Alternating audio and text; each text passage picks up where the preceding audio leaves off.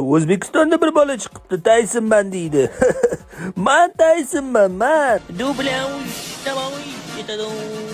O'zbekistonda bir bola chiqibdi, menga o'xshaydir ekan. Har xil videolar chiqaryapti, voy. Tayson ekanligimni o'zim bilib qolganman.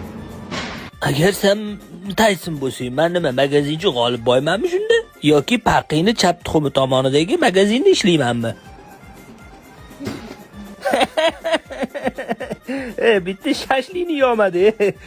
Somsa yegani ham bor u bolani. Ko'zla. Somsa yeyman deb og'zini kuydirib o'tiribdi.